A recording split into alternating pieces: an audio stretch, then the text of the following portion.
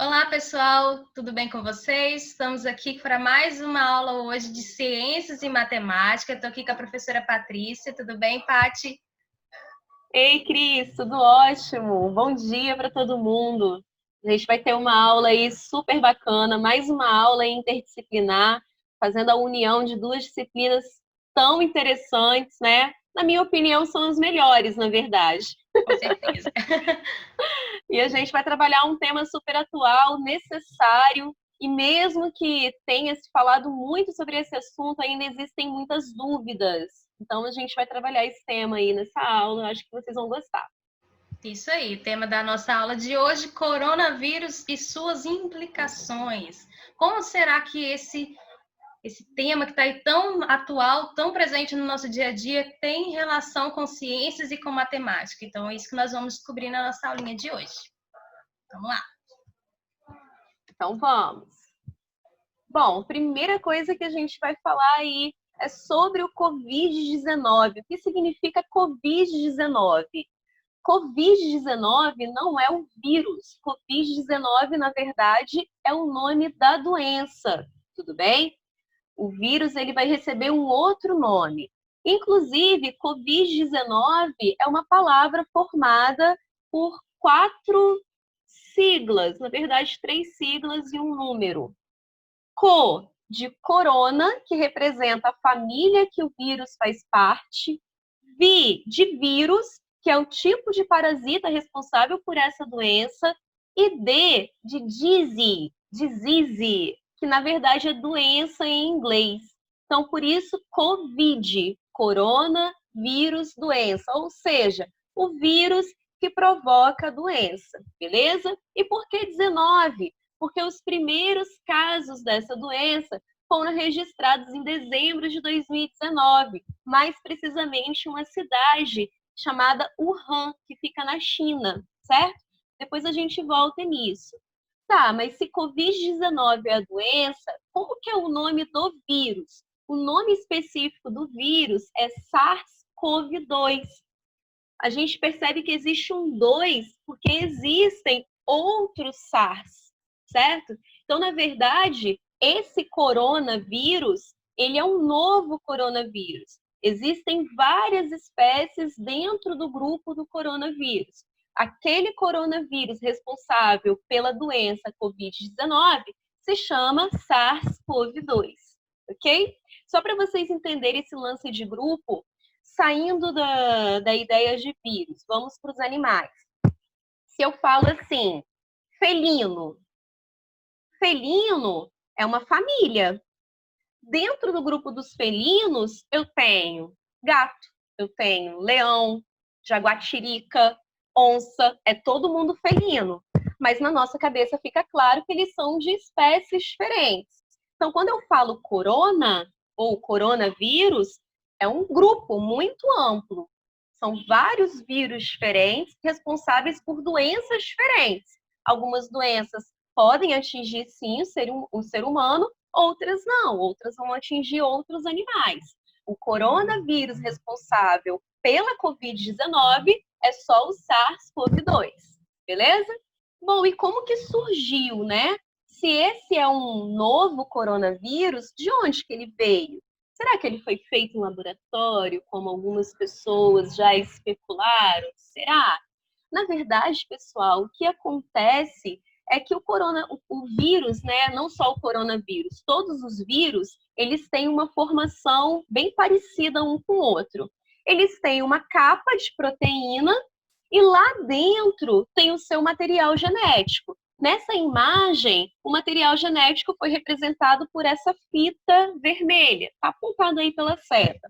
E o DNA é responsável por todas as características dele. Acontece que o DNA ele sofre algumas alterações. Essas alterações nós chamamos de mutação. Então, o que aconteceu? Já existia coronavírus, por isso que eu coloquei no slide, ó, mutação de um coronavírus pré-existente. Então, já existia coronavírus, existiam vários vírus desse grupo, dessa família, e em algum momento um determinado vírus começou a sofrer uma mudança no seu DNA. O código genético foi alterado. E daí surgiu um novo coronavírus responsável por essa pandemia. Ah, professora, mas se você fala que ele foi alterado, que esse código genético foi alterado, isso foi alterado em laboratório? Não, pessoal, de jeito nenhum. As mutações acontecem o tempo todo. Mutação é uma ação natural. O nosso corpo sofre mutações o tempo todo, certo? Com o vírus não vai ser diferente. Na verdade, como ele tem uma carga genética muito pequenininha, acaba que as mutações para ele são muito mais constantes. E a gente consegue perceber que essas mudanças, elas ficam muito mais significativas, certo? Só para vocês entenderem, existem mudando de vírus. Existem vários vírus da gripe. Toda vez que a gente fica gripado, é um vírus diferente. Ué, mas por que, gente? Por que está surgindo assim mais vírus? Por que a gente fica sempre gripado? Porque os vírus sofrem mutações, dando origem a novos vírus, certo? E aí, esses novos vírus, a gente não tem imunidade, a gente vai ficar doente mais uma vez. Beleza? Então, só para vocês entenderem como que surgiu o coronavírus. Não foi produzido em laboratório, a mutação é uma mudança que acontece naturalmente no material genético, e isso aconteceu de forma não programada lá na China. Poderia ter acontecido em algum outro lugar, em alguma outra parte do planeta? Sim. Poderia ter aparecido aqui no Brasil? Sim. Poderia ter acontecido em qualquer lugar. Então, se eu falo que surgiu na China, significa dizer que os chineses são os culpados? De jeito nenhum. Inclusive, a gente não pode ter esse comportamento. Muitas pessoas estão praticando uma série de atitudes preconceituosas com os chineses ou com qualquer pessoa que tenha traços orientais só por causa do coronavírus. Então, a gente tem que saber separar muito bem as coisas. Alguém tem alguma dúvida por enquanto? Eu tenho, professora. Pode falar. E se o vírus ele sofrer mais uma mutação e ele ser transmitível mais fácil? Pode acontecer? Pode acontecer. Pode acontecer dele sofrer uma mutação e ficar uma doença mais séria. Pode acontecer dele sofrer mutações e não ter nenhuma alteração. Ou pode acontecer dele sofrer uma mutação e simplesmente parar de provocar essa doença. Tudo pode acontecer. Mas Mutação... se ele conseguir sofrer uma mutação na produção das vacinas, eles vão ter que mudar tudo? Boa pergunta. Se ele sofrer uma mutação, as vacinas elas vão ter que ser readaptadas dependendo da mutação que ele sofrer. Se ele sofrer uma mutação, mas ele não sofrer nenhuma mudança nesse envelope externo, tá vendo? Que ele tem um envelope do lado de fora. Então, não tem problema, porque a vacina ela vai atuar nesse envelope, que é uma zona de comunicação entre o vírus e o nosso corpo. Agora, se ele sofrer uma mutação e mudar essa estrutura externa, as vacinas elas vão ter que ser alteradas também, ok? Você já percebeu que todo ano tem campanhas de vacinação contra a gripe? Sim. Por que a gente tem que tomar? Tem que tomar. Por que a gente tem que tomar todo ano? Porque a vacina é modificada. À medida que o tempo passa, novos vírus surgem. E aí, novas vacinas são produzidas para conseguir imunizar as pessoas contra os novos vírus também. Ok? Ok. Beleza. Ah, e uma curiosidade aí, ó. O vírus, ele tem um material genético no meio. Ao redor do material genético, em verde, é uma capa de proteína. E ao redor dessa capa de proteína, não só proteínas, tem gorduras também que ele acaba utilizando da célula hospedeira. A gente vai chegar lá, vou falar de célula hospedeira mais para frente. E ao redor desse envelope, ele tem essa estrutura que a gente chama de envelope viral. Lembra uma espécie de coroa. E é por isso que ele recebeu o nome de coronavírus, certo? Então, o nome coronavírus tem a ver com esse envelope externo que é cheio de espículas, essas pontinhas. Para que serve isso no vírus? Vai servir para ele conseguir ter uma aderência na célula. Os vírus, eles precisam de uma célula para se reproduzir. Então, ele tem que chegar na célula, encostar e pousar na célula. Então, para ele conseguir ficar ali agarradinho na célula, ele acabou desenvolvendo essa estrutura com espículas, que é o envelope viral. Beleza? Pode falar. Quando o coronavírus ele se agarra a uma célula, depois que ele consegue se reproduzir, a célula morre ou ela continua mesmo, só que infectada? Ela morre. Na verdade, a gente tem duas situações. Daqui a pouco eu vou falar sobre a reprodução do coronavírus e você vai ver. Bom, essa imagem mostra aí o mapa mundi, né? E a gente consegue ver em verde onde nós estamos no Brasil e lá em laranja, onde foi os primeiros casos. Na verdade, não é nessa área toda em laranja, não. É em um pontinho, que é só uma cidade na China, uma cidade chamada Wuhan, certo? Nossa, mas como que esse vírus ele acabou se espalhando pelo mundo inteiro? A gente tem que lembrar que a gente está no momento em que a globalização ela está a todo vapor, né? Então as pessoas elas estão se comunicando de forma muito rápida. Por isso que hoje é muito mais difícil para a gente controlar uma doença que consegue ser transmitida de forma tão fácil e tão rápida pelo ar. Então essas pessoas elas viajam, elas entram em contato com outras pessoas, elas pegam ponte aérea, elas viajam para outras regiões de carro, de ônibus, de avião. Então, dessa forma, os vírus eles se espalham. É claro que se a gente tivesse um controle maior, logo que a pandemia ela foi divulgada, talvez hoje os casos eles teriam eles estariam numa escala menor. Por exemplo, vamos imaginar o Brasil. Se o Brasil tivesse pensado o seguinte: nossa, caramba, surgiu a pandemia na China. Isso em dezembro, em janeiro chegou para o mundo inteiro que essa pandemia estava na China. Não chegou nem no nosso continente ainda, mas a gente já poderia ter tomado algumas medidas? Sim. Que medidas? Existem vários produtos que vêm da China. Esses produtos vêm como? Eles vêm pelo navio. Então, eu poderia fazer uma triagem de pessoas que vieram nesse navio, analisando a temperatura, analisando, fazendo uma entrevista, né? Uma consulta, melhor dizendo, se tem ou não algum sintoma, né? Se tivesse já elaborado os testes, já poderia fazer os testes. Então, esse tipo de cuidado, no início, seria muito importante para a gente ter um controle muito mais significativo de casos aqui no Brasil. Ô, professora? Sim. Dizem por aí que o coronavírus ele foi originado do morcego. Isso é verdade? É uma das hipóteses. A gente não tem ainda uma verdade absoluta, né, de como, de onde que veio esse vírus, de que animal ele veio. Mas, assim, o que os cientistas têm certeza é que ele surgiu de um vírus pré-existente que contaminava outros animais. Pode ser um morcego, pode ser outro animal, entendeu? Mas, nesse slide, a gente vai falar um pouco sobre as características dos vírus. Não só do coronavírus, todos os vírus, tá? Todos os vírus são acelulares. O que isso significa? Significa dizer que os vírus não possuem célula. E olha só, possuir célula é uma característica comum aos seres vivos. Se o vírus não possui célula, ele não pode ser classificado como um ser vivo, tudo bem?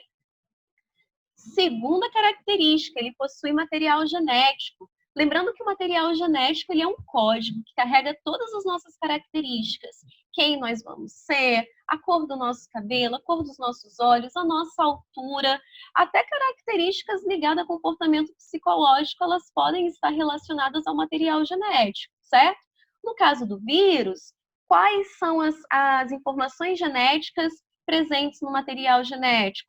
Qual a doença que ele vai qual a doença que ele vai provocar, qual animal que ele vai atacar. qual é o tipo de célula que ele precisa para se reproduzir, qual é o formato desse vírus, se ele tem ou não uma cápsula externa. Então, todas essas informações estão no material genético.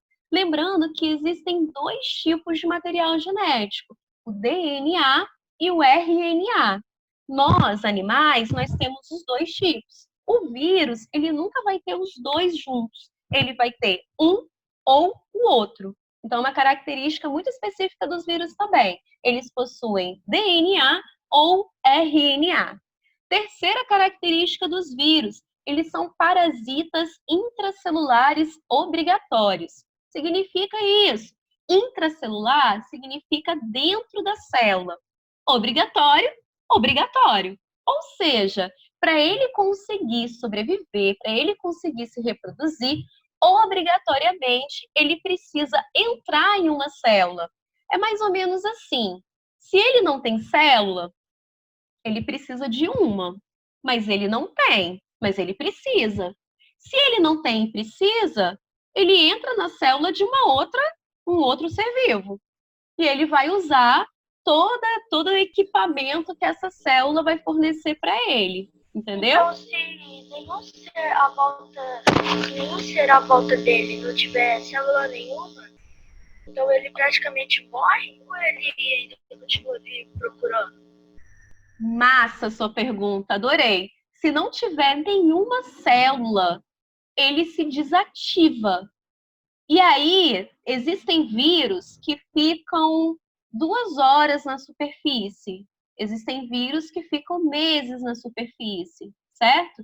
Então, por exemplo, o coronavírus, dependendo da superfície que ele está, ele pode ficar por algumas horas ou por mais horas, né?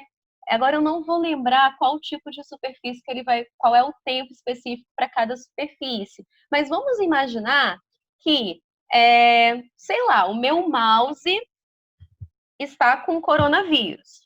Vamos imaginar que tem um vírus aqui. E ele vai ficar aqui por 1 semana, eu não vou encostar nesse mouse. O que vai acontecer? Depois de 1 semana, se eu pegar, eu vou me contaminar? Não, porque ele deixa de existir. Ele não consegue ficar ativo fora de uma célula. Entendeu? Então se ele, como fala, se ele não conseguir um ser com célula, ele morre. A gente não diz que ele morre porque muitos cientistas não consideram o vírus como um ser vivo. A gente diz que ele fica desativado, que ele se degrada. Mas é um tipo de morte também. Ele deixa de fazer o papel dele. Então, se ele desativar, não tem chance mais de algum ser vivo ativar ele novamente? Não. Se ele ficar muito tempo fora de uma célula, ele deixa de transmitir a doença. É como se ele deixasse de existir. Por isso que seria muito legal se a gente tivesse feito um isolamento social no início bem rígido. Vamos imaginar assim, se todo mundo tivesse ficado nas suas casas, sem sair para nada, durante 1 semana, 2 semanas, eu deixaria de ter vírus circulando. E com isso, o número de pacientes, o número de pessoas infectadas iam aumentar ou diminuir? Ia diminuir. Ia diminuir, até chegar uma hora que não ia ter mais. Entendeu? Mas a gente sabe que nem todo mundo pode ficar isolado, né? Tem médico que precisa trabalhar, tem muitas pessoas que não são liberadas dos seus empregos. Então a gente entende isso. Bom, quarta característica. Eles se reproduzem apenas no interior de uma célula hospedeira. O que é célula hospedeira? A célula hospedeira é a célula que vai ser infectada, certo? No nosso caso, no caso do coronavírus, as células infectadas, elas são principalmente, não são as únicas, mas são principalmente as células que formam o nosso sistema respiratório. E é por isso que os principais sintomas do coronavírus estão relacionados a dificuldades respiratórias, certo? O que ele faz? Ele vai entrar numa célula e ele vai usar todas as ferramentas da célula. É mais ou menos assim. Vamos imaginar que o material genético é uma receita de um bolo. Só a receita. Vocês conseguem fazer um bolo só com a receita? Sem forno, sem trigo, sem batedeira, sem leite. Dá para fazer um bolo só com a receita? Não. Não dá? O que o vírus faz? Ele tem a receita, mas ele precisa dessa maquinaria. Ele precisa dos ingredientes para fazer novos vírus. Ele precisa do forninho para fazer novos vírus. E aonde que estão essas coisas? Na célula hospedeira. É por isso que ele necessariamente precisa de uma célula hospedeira para se reproduzir, tá? E a Professor? Oi, pode falar. É possível alguém pegar o coronavírus e não sentir nenhum sintomas? É possível. É possível uma pessoa pegar coronavírus, não sentir nenhum sintoma e passar para outras pessoas que vão sentir sintomas e pode precisar de hospital e muitas vezes não resistem, né? Tem pessoas que pegam e não morrem. E tem pessoas que pegam e morrem. Como é que as pessoas pegam e não morrem? Então, nós somos diferentes. Concorda comigo? Sim. Tem gente que sente muito frio. Tem gente que sente muito calor. Não é? Tem gente que, quando fica gripado, consegue trabalhar normalmente. Tem gente que, quando fica gripado, fica de cama, que sente uma dor no corpo, que não consegue fazer nada. Nós somos pessoas diferentes. Então, nós temos características diferentes. Algumas pessoas vão ter uma predisposição para sentir sintomas leves, outras vão ter uma predisposição para sentir sintomas mais pesados e outras não vão sentir sintomas nenhum. Depende muito da imunidade de cada um e até do que a pessoa... Depende da alimentação, né? Depende se essa pessoa está sendo abrigada de forma corretamente. Então, é muito mais fácil, por exemplo, para uma pessoa que não tem acesso a uma alimentação adequada, desenvolver sintomas mais sérios, porque o corpo dela não tem nutrição suficiente, entendeu? Então, são vários fatores que vão determinar se vai ter ou não vai ter sintoma. Um dos fatores é a idade. Então, percebeu-se que normalmente pessoas acima de 65 anos, elas tendem a ter sintomas mais graves. São todas as pessoas acima de 65 que vão ter sintomas? Não, mas há uma tendência de sentir mais sintomas as pessoas mais idosas. Por que isso? Porque elas são mais idosas. O sistema imunológico dela, o sistema de defesa dela é um pouquinho mais lento do que as pessoas mais jovens. Entendeu? Oi. O coronavírus tem um clima específico para se reproduzir, um clima específico que ele morre? Então, como o coronavírus, aí eu estou falando do coronavírus responsável pela Covid-19, ele atingiu o mundo inteiro. Então, a gente não pode fazer essa relação com o clima, né? Então, pessoas do mundo inteiro estão sofrendo com essa pandemia.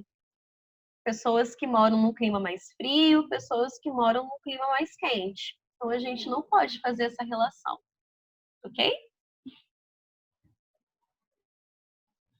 Ok. Bom, show! A última característica é essa alta taxa mutagênica. Aí eu mostrei para vocês aqui embaixo a imagem de um material genético. O material genético que eu escolhi aí é o DNA. Vocês conseguem perceber que nesse DNA tem várias letrinhas? A, T, G, conseguem ver isso? Sim. Sim? Show de bola. Sim. Essas letras é o código genético. O que acontece se naturalmente uma letra se modificar? Aonde tem A virar G, por exemplo. Isso é o que nós chamamos de mutação, tá? Então, quando eu digo que o vírus sofreu mutação, é porque essas letrinhas naturalmente foram alteradas, ok? E no caso do coronavírus, tipo de material genético que ele tem é um RNA, ok? Aqui nós chegamos na reprodução viral. Eu consigo falar um pouquinho para vocês nessa imagem sobre os sintomas do vírus também. Não precisam ficar preocupados em relação ao nome, tá? É só o esquema mesmo. Então, eu tenho uma imagem que representam dois ciclos diferentes. O ciclo lítico e o ciclo lisogênico. O vírus aqui são esses carinhas em azul, meio verde, que parece um robozinho. Consegue colocar para mim, Cris, em cima deles? Isso, esses carinhas. Esse não é o coronavírus, é um outro vírus, certo? Mas ele vai se comportar da mesma forma. Então, a gente pode usar essa imagem para o coronavírus também. Bom, o vírus, ele entra numa célula para ele se reproduzir. Então, ó, tá todo mundo fora da célula aí, ok? Primeira coisa que ele faz, ele pousa em cima de uma célula. Isso, Cris, tá arrasando. E aí ele vai colocar alguma coisa dentro da célula, tá vendo que ele tá colocando alguma coisinha ali dentro da célula? Que coisinha é essa? É o seu material genético, ok? Na seta de baixo, o que aconteceu? O material genético viral, que foi representado pela cor verde, se uniu ao material genético da célula hospedeira. Beleza? Nós vamos para cima, hein? Isso. Aí, o que aconteceu? O material genético viral chegou para a célula e falou assim, ó, ei, célula, acabou. Agora eu que mando em você. E você vai produzir novos vírus. Começa a produzir aí mais material genético viral, mais capsídeo, mais proteína viral. É isso que eu quero. Eu vou produzir novos vírus. E lá em cima, quando todos os vírus já estão prontos, eles saem da célula. Mas olha o que está acontecendo com a célula. Para o vírus sair, ele acaba rompendo a membrana da célula. E dessa forma, a célula morre. E é nesse ponto que a gente começa a sentir os sintomas. Quando as nossas células contaminadas pelos vírus são destruídas por elas, a gente tem sintomas, que são dor no corpo. Lembrando, né, para as pessoas que têm esses sintomas, algumas não têm. Dor no corpo, febre, dor de cabeça. Aí, esses são os sintomas mais leves. Sintomas mais pesados. Dificuldade respiratória. Por que essa dificuldade respiratória? Porque as células dos pulmões estão sendo destruídas. Se essas células dos pulmões estão sendo destruídas, eu vou ter esse prejuízo respiratório, certo? Agora, olha a situação de baixo. Começa lá de novo, Cris, no vírus entrando na célula. Isso. Ele entrou na célula, jogou seu material genético. O material genético se uniu ao material genético da célula hospedeira. Setinha para baixo, Cris. Olha o que está acontecendo. A célula continua normal. Ela está com o seu material genético junto com o material genético viral, mas ela não está morrendo. E as nossas células, naturalmente, elas se reproduzem. Setinha de baixo, uma célula vira duas. Setinha de cima, ela se reproduziu. Nesse caso, nesse ciclo, que a gente chama de ciclo lisogênico, o vírus, ele fica dentro das nossas células, mas ele não vai causar morte da célula. Nesse caso, uma pessoa com os vírus, nesse ciclo lisogênico, ela não vai ter sintoma nenhum. E ela também não vai contaminar outras pessoas. Por quê? Se o vírus ele não está se reproduzindo, ele não vai sair pela saliva, pelo suor. Entenderam os dois ciclos? O de cima tem sintoma, o de baixo não tem sintoma. O de cima, algumas pessoas podem não ter sintoma, mas mesmo assim ela transmite a doença porque os vírus são liberados. O de baixo, a pessoa não tem sintoma e não transmite a doença. Então, vamos continuar. Oi. Lá onde, no restaurante que minha mãe trabalha, tem um moço lá que cresceu lá, né, com os pais dele.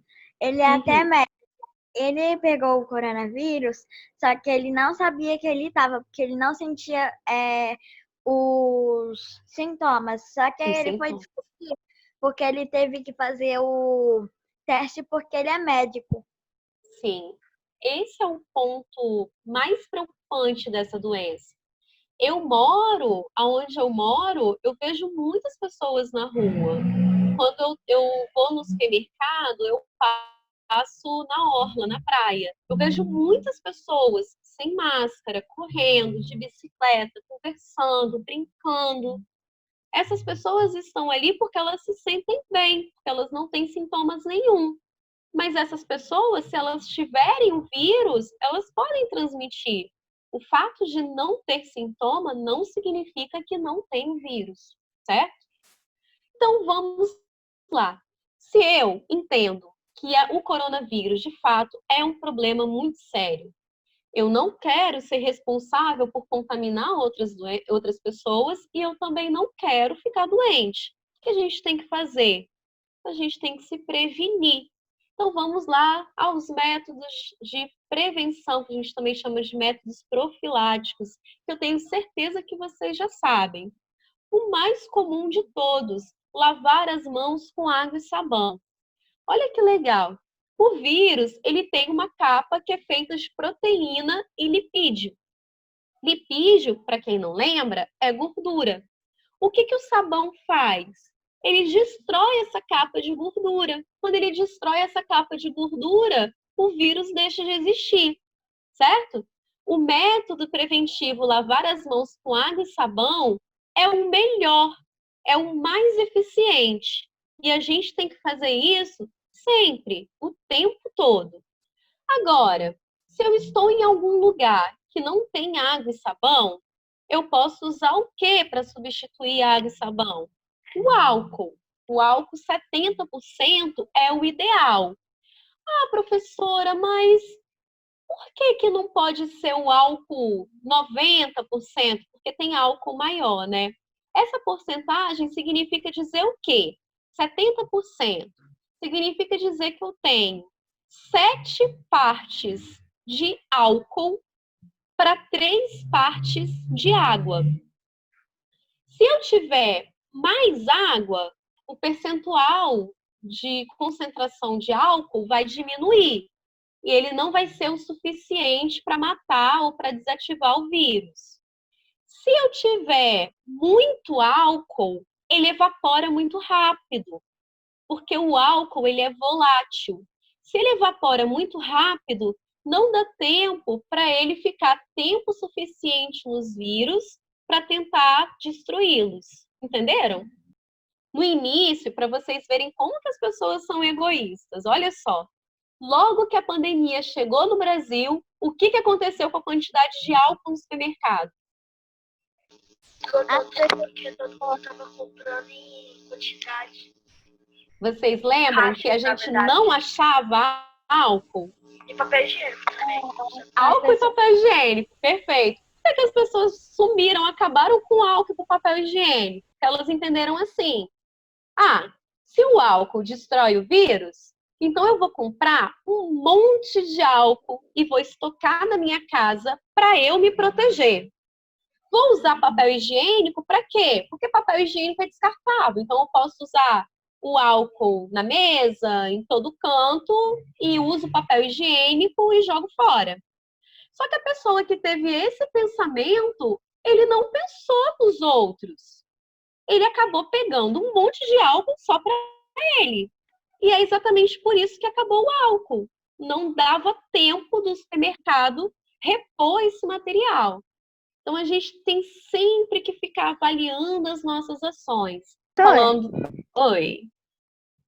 Se o álcool em gel, ele tira o vírus da mão, que a gente tá tocando em tudo, então ele tem que inventar uma bebida para matar por dentro, não é? Não, na verdade, depois que ele entra, se o vírus entrar no meu corpo, ele vai ter acesso às minhas células. Aí já era. Não existe nenhum remédio, nenhuma substância que vai me prevenir por dentro, evitando a contaminação por dentro. Na verdade, a única prevenção que a gente tem é passar o álcool, higienizar, é tentar fazer com que esse vírus não fique dentro da gente. Na hora que ele entra, ele consegue se reproduzir, aí fica mais difícil. Professor, aqui, e se o vírus entrar dentro de uma pessoa e pegar só em uma célula e não pegar nas outras, e não se espalhar, isso é possível?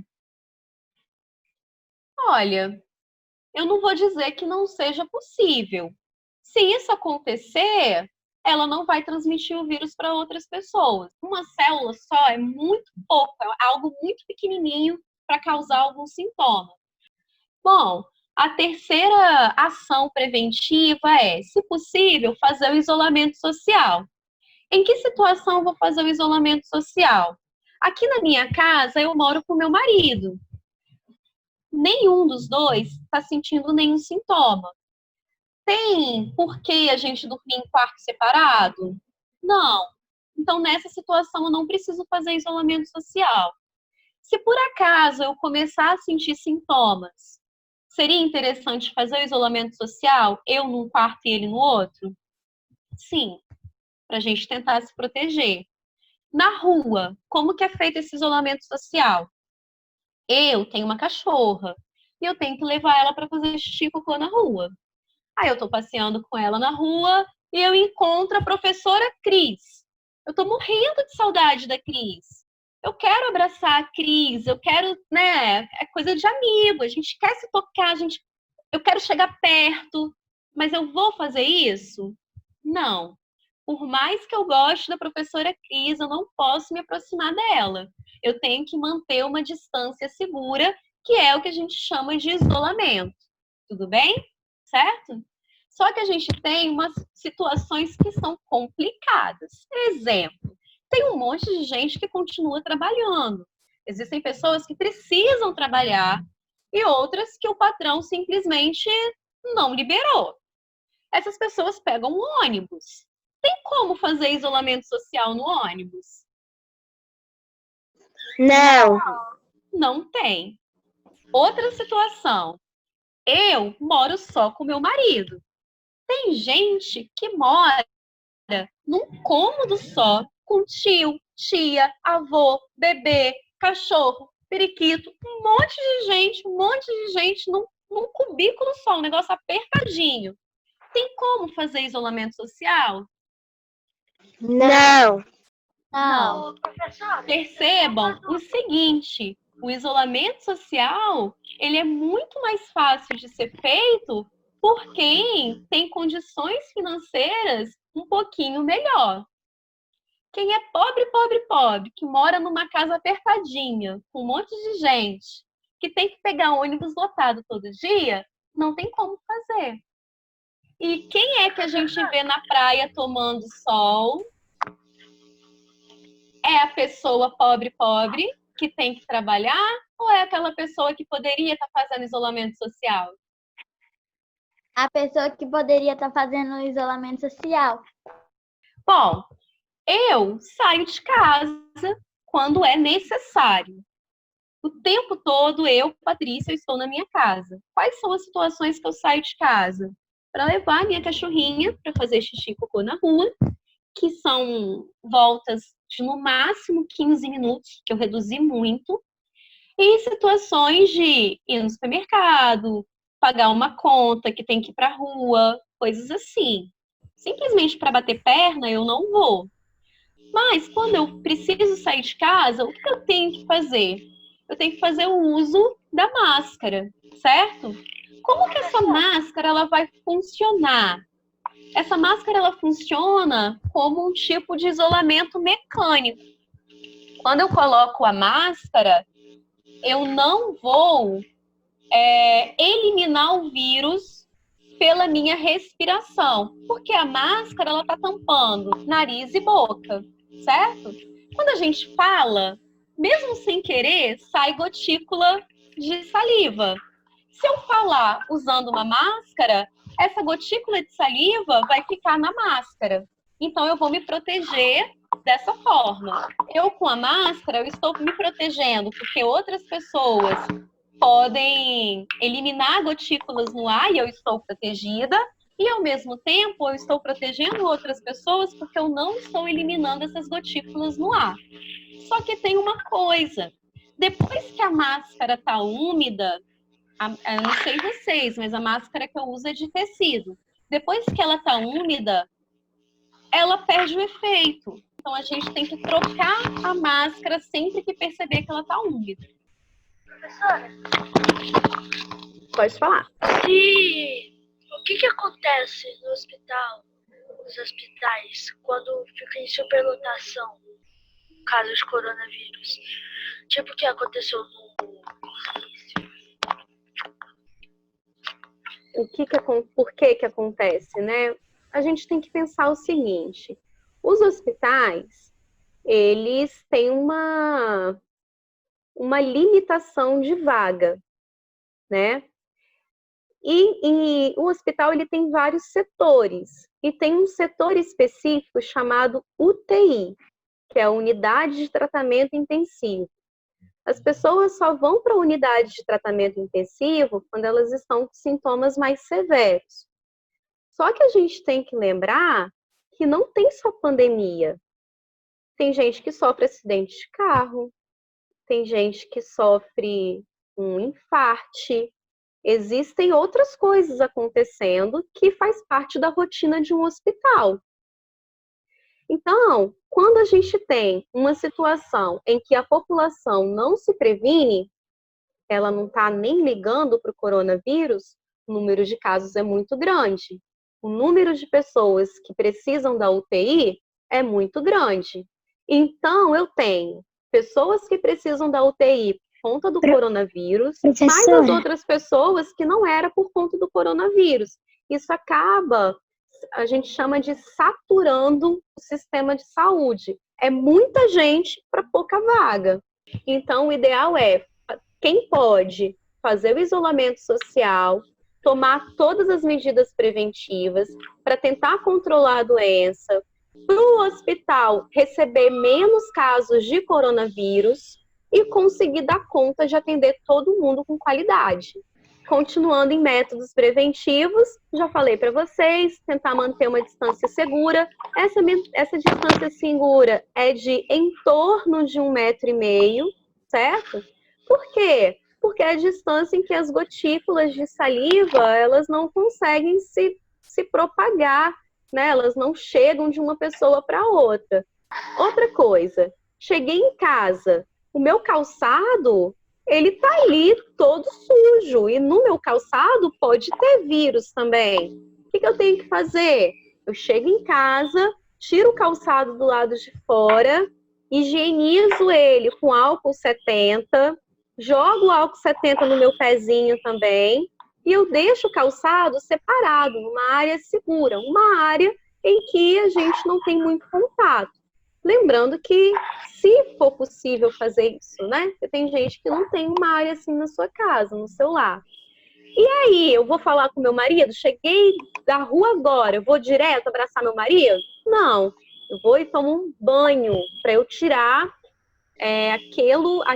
aquele vírus que pode estar em cima da minha pele, certo? Só depois, aí sim, eu vou entrar em contato com meu marido, ok? Atenção, a gente tem que prestar muita atenção nessas dicas. Não temos vacina ainda. Não, professora, mas eu vi no jornal que a Universidade de Oxford está fazendo uma vacina que está sendo testada aqui no Brasil e está funcionando. Ela está em fase de teste. A gente não tem vacina disponível para a população. Quando teremos? Não sei. Pode ser que chegue no final do ano. Pode ser que chegue no ano que vem. Enquanto não tem vacina, o controle da doença está literalmente nas nossas mãos, nos nossos hábitos. Outra coisa muito importante. Vou ler para vocês. Nenhum medicamento é considerado eficaz no tratamento do Covid-19 pela Organização Mundial da Saúde ou pelo Conselho Federal de Medicina. Não existe medicamento que cure o coronavírus. Não existe medicamento que previna o coronavírus. Ok?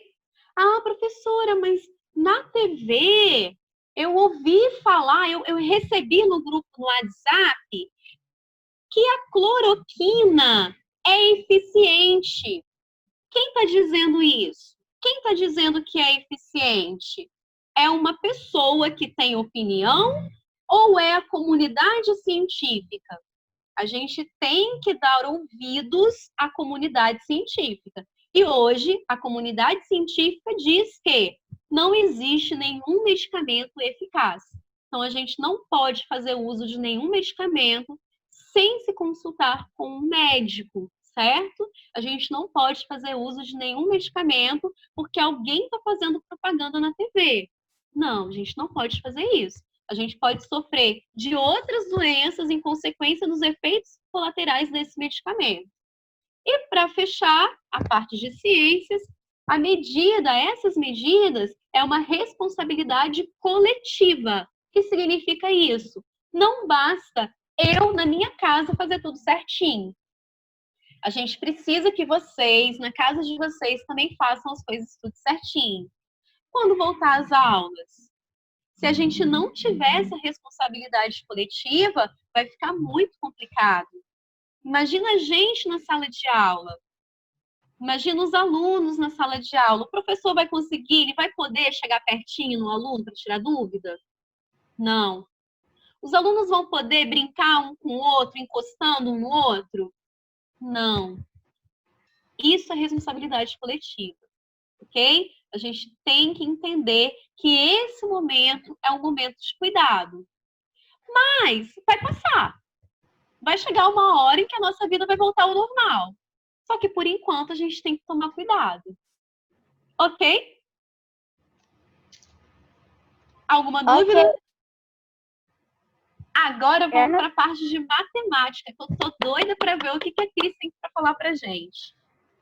Então, pessoal, será que essa transmissão desse vírus é tão rápida assim? Né? A gente vê no jornal aqueles gráficos que aparecem lá, aquelas planilhas, e mostra lá um gráfico, mas será que é tão rápida assim essa transmissão?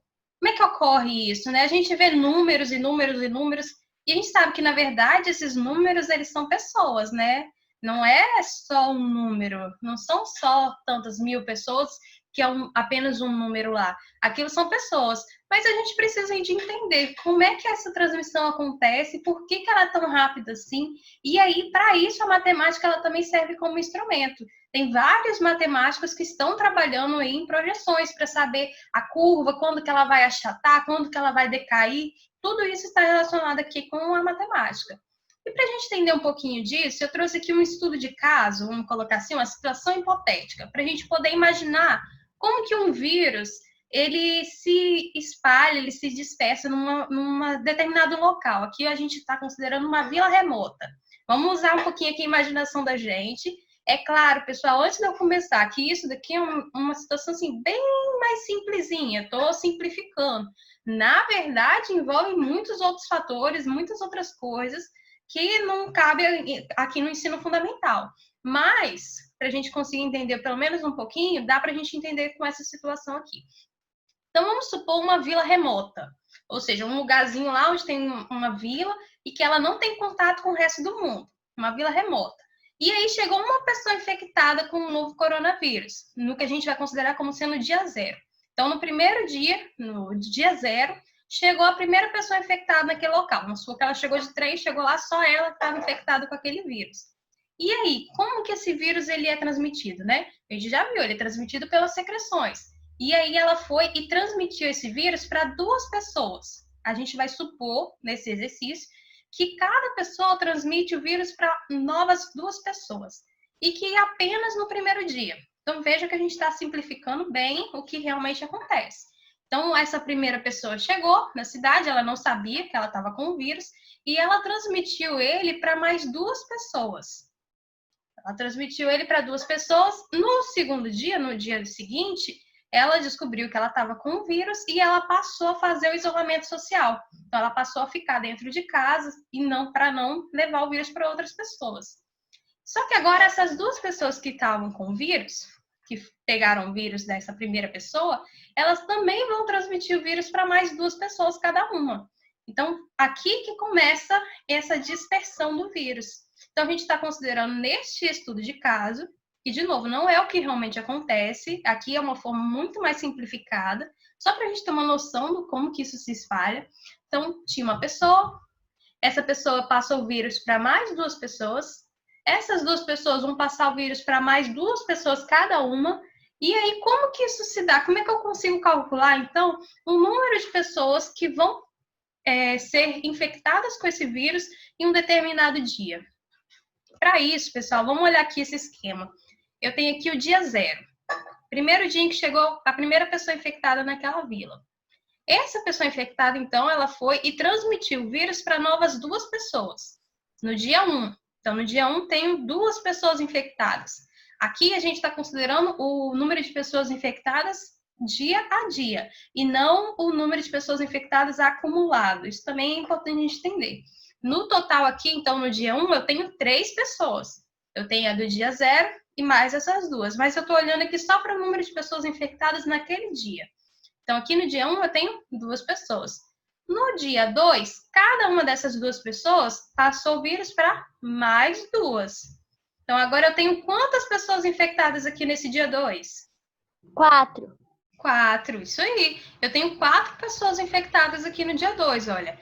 Cada uma dessas 2 pessoas passou o vírus para mais 2 pessoas. E aí, no dia seguinte, o que aconteceu? Cada uma dessas 4 pessoas passaram um vírus para mais 2 pessoas. Então, essa pessoa transmitiu para outras 2, para outras 2, para outras 2, para outras 2. Então, o que está acontecendo aqui? O número de pessoas infectadas, ele está dobrando. Ele está sendo multiplicado por 2 a cada dia. Aqui no dia 3, eu tenho quantas pessoas infectadas? Contei aí. 8.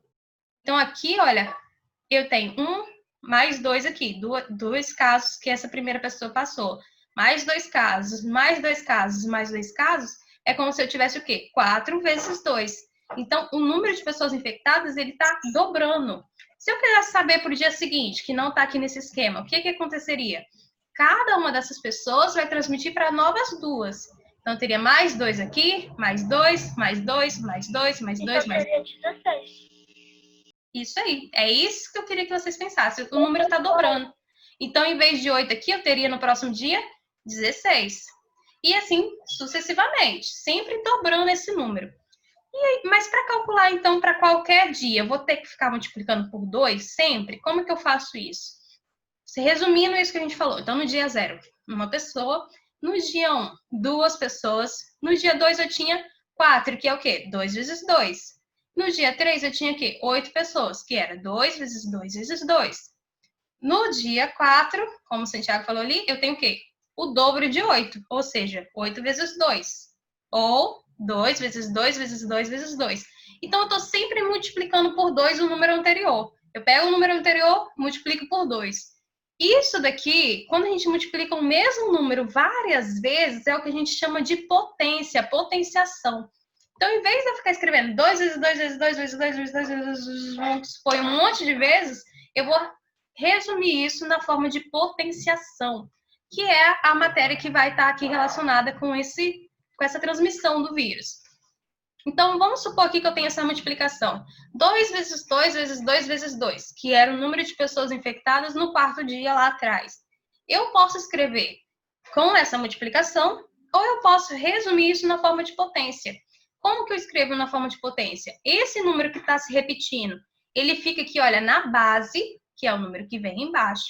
E a quantidade de vezes que ele se repetiu, no caso aqui, olha, 1, 2, 3, 4 vezes, é o meu expoente, esse númerozinho pequenininho que vai escrito em cima.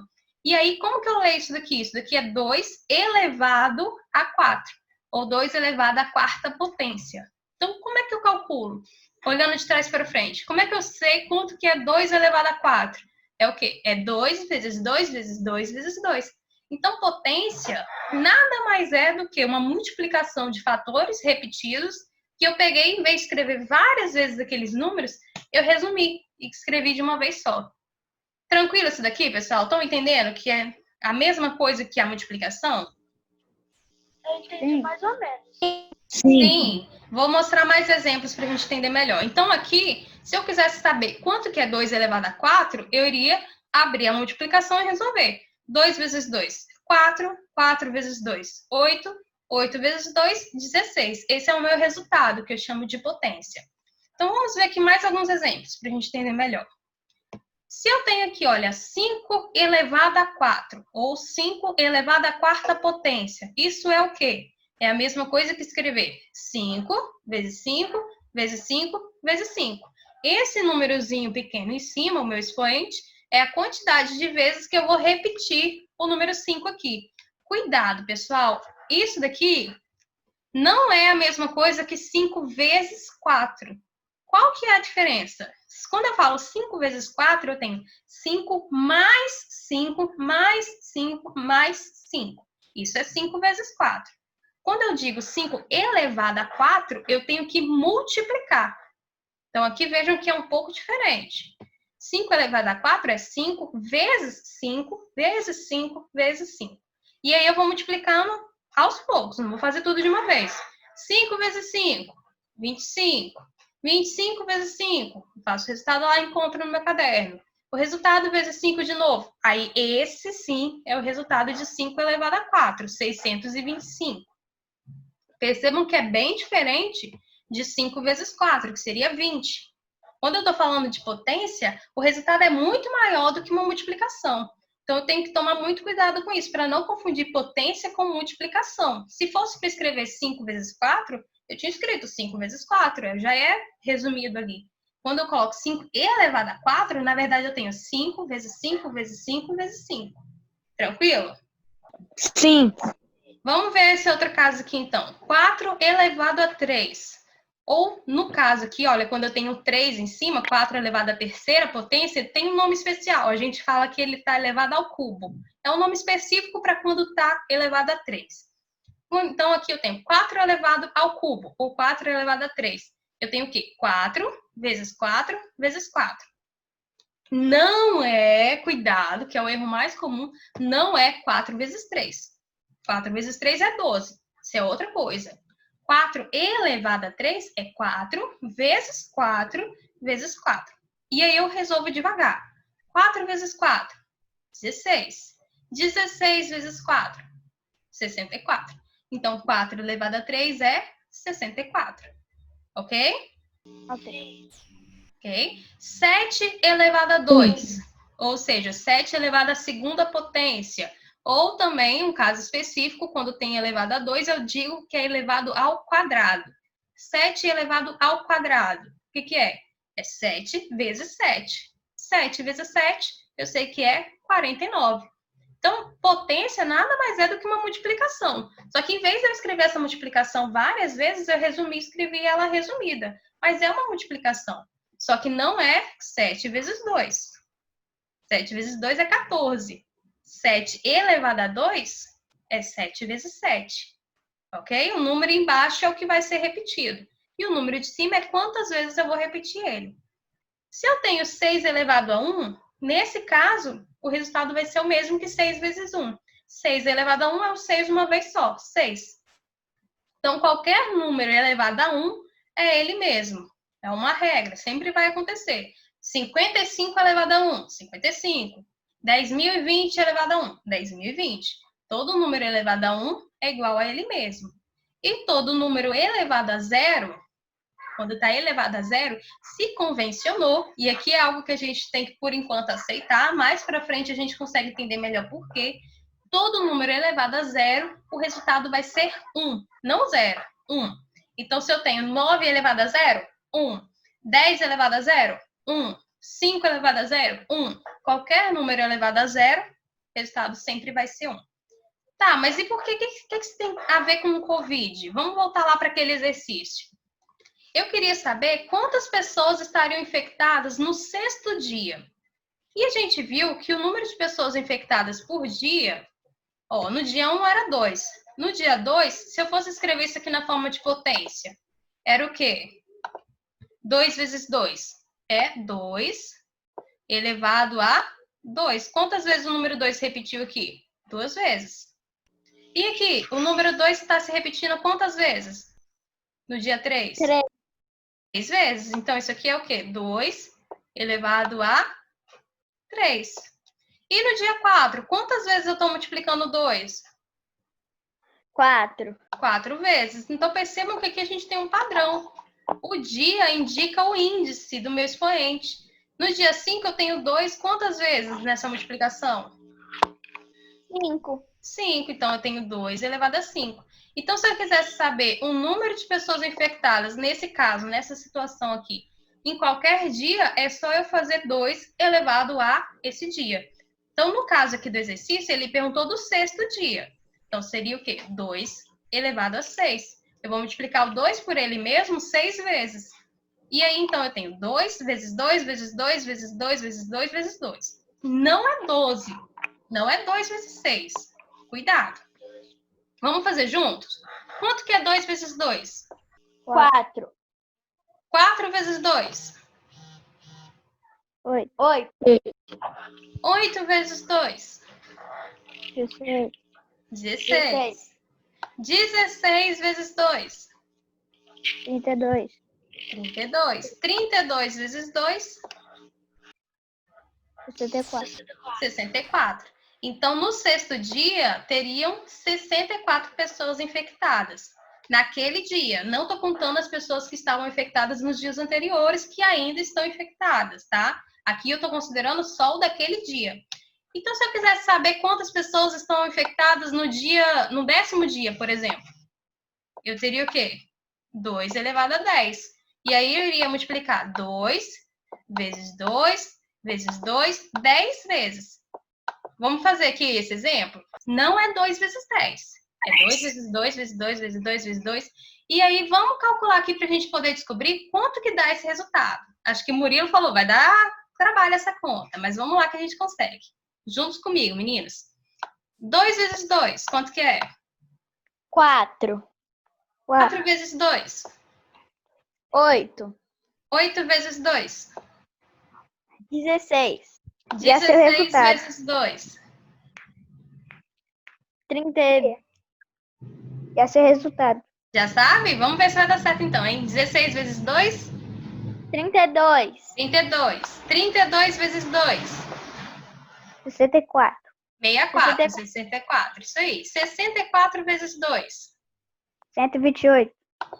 128. Então, todo mundo acompanhando, gente? 64 vezes 2, 128. 128 vezes 2?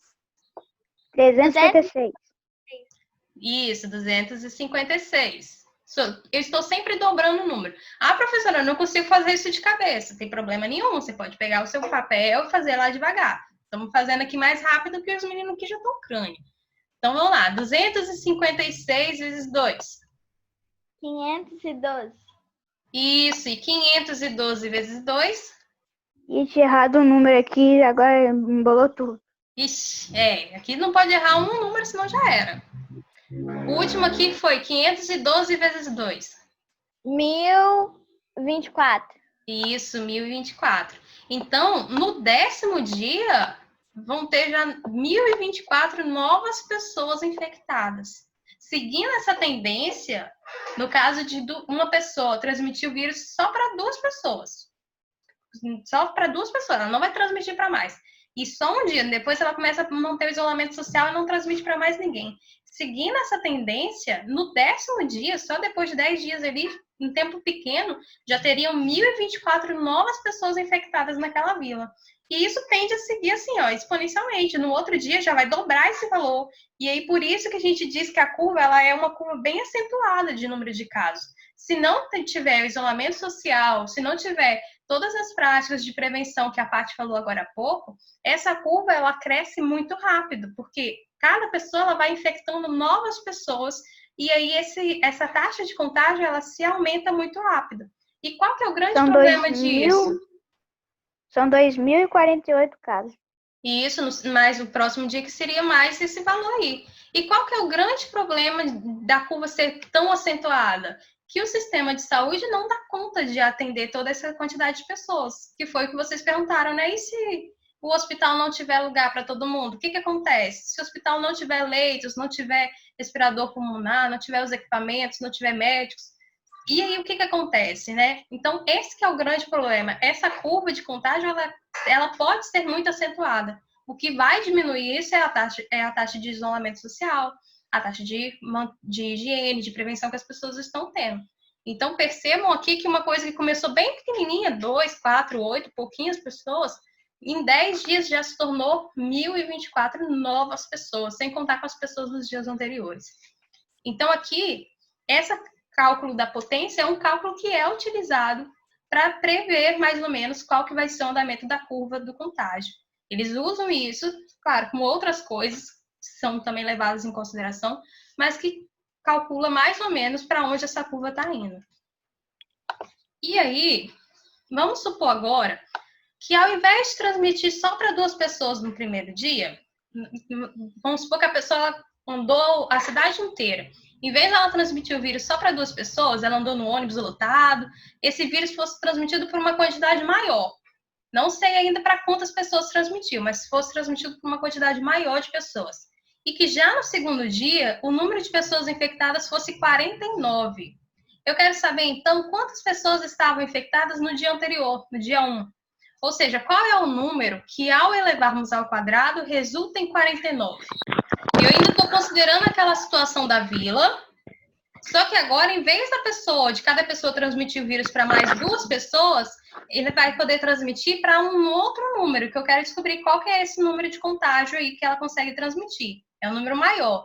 Eu sei que no dia 0, vamos colocar aqui como sendo dia 0. No primeiro dia lá, né? No dia 0. Chegou a primeira pessoa infectada.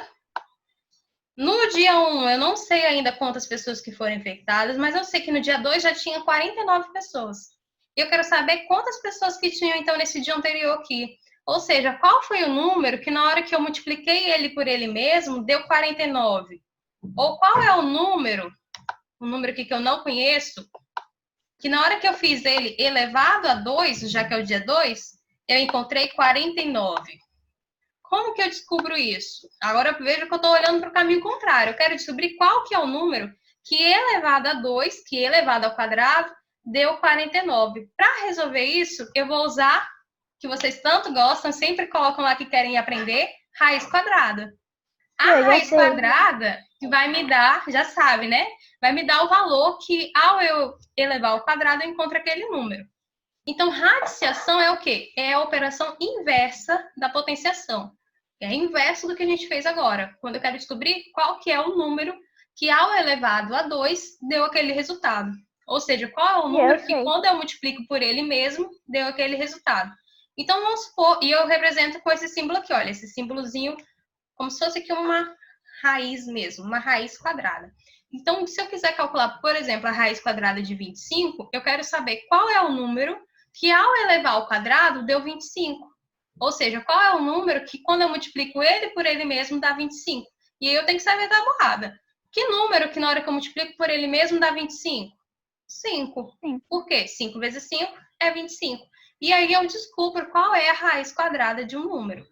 Então, naquele caso lá, qual que era o número que, ao multiplicar por ele mesmo, deu 49? O 7. Então, qual é a raiz quadrada de 49? 7. Então, aqui eu tinha, na verdade, o quê? No primeiro dia, 7 pessoas infectadas. E aí, cada uma dessas 7 pessoas infectou mais 7 pessoas. Então, eu tive 49. Nesse caso aqui, a curva estaria muito mais acentuada ainda.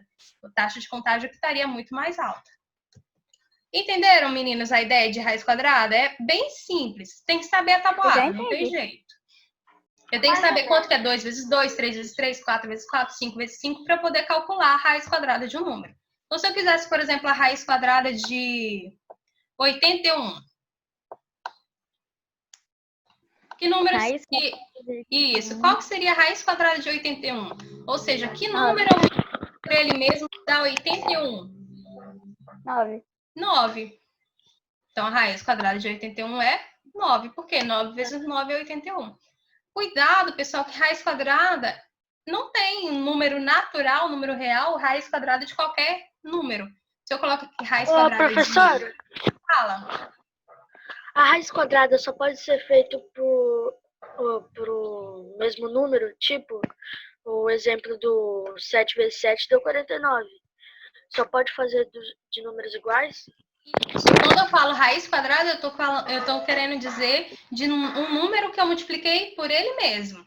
Se eu coloco, por exemplo, 12, 12 é 4 vezes 3. Não, mas não é. A raiz quadrada de 12, que seria o caso que eu estou falando aqui, ela não existe. Não existe nos números naturais. Não tem um número que eu multiplico por ele mesmo que dá 12. Se eu fosse olhar, olha, 2 vezes 2 é 4, 3 vezes 3 é 9, 4 vezes 4 é 16. Eu não tenho um número natural que eu multiplico por ele mesmo que dá 12. Então, a raiz quadrada, nem todos os números eu vou conseguir determinar. Raiz quadrada de 12, por exemplo, eu não conseguiria determinar, não por enquanto. Mais para frente, vocês vão aprender técnicas de tentar aproximar esse valor. Mas um valor exato, um número natural, a gente não tem. Agora, se eu pergunto a raiz quadrada de 16, aqui sim. Que número que eu multiplico por ele mesmo que deu 16? Que número que é, pessoal? 8. 8 vezes 8 é 16? Não. É 2. Que número eu multiplico por ele mesmo e que dá 16? 4. 4. Isso aí. 4 vezes 4 que é 16. Então, eu tenho que tomar cuidado. Raiz quadrada não é dividir por 2. 16 dividido por 2 é 8. Aqui sim, metade de 16 é 8. Beleza. Raiz quadrada de 16, eu quero saber qual é o número que, ao multiplicar por ele mesmo, eu encontro 16. Que é, no caso, 4. 4 vezes 4, que é 16. Ok? De boas? Okay. Vamos ver, então. Deixa eu pensar uma outra aqui. Raiz quadrada de 64. 8. Aqui sim. Raiz quadrada de 64 é o 8. 8. Por quê? Porque 8 vezes 8 é 64. Então, toda vez que eu estiver falando de raiz quadrada, o número vai se repetir mesmo, Santiago. É o mesmo número que eu multiplico 2 vezes. Depois, nos próximos anos, não esse ano, vocês vão estudar a raiz de outros índices. Aí eu começo a ter raiz cúbica, raiz quarta, raiz quinta. E aí tem outras coisas envolvidas. Mas quando eu falo raiz quadrada, é sempre um número que eu multiplico por ele mesmo. Ok? E é isso, pessoal. Essa foi a nossa aula de hoje. Essas são as relações aqui que a gente viu inicialmente, só que com relação à curva de contágio, que a gente tem com a matemática e com ciências. Tem muito mais coisas que a gente poderia explorar aqui. Poderíamos explorar gráficos e tabelas, muitas mais coisas. Mas só para a gente ter uma noção inicial e ver como que a gente pode calcular a potência ou a raiz quadrada para poder prever resultados. É claro que esses números não são exatos. Depende de vários fatores aqui, né? Vai transmitir só para essa quantidade de pessoas? Essas pessoas vão cumprir o isolamento social da forma correta? Então, tudo isso interfere. Mas, de forma geral, a matemática ela serve para poder prever como que ficaria esse comportamento dessa curva. Isso aí. Tem uma galera que estuda epidemiologia, que são as doenças transmitidas, né? Através aí do ar e outras epidemias também. Se não fosse matemática, impossível prever um comportamento aí de uma transmissão, um contágio, um número de pessoas.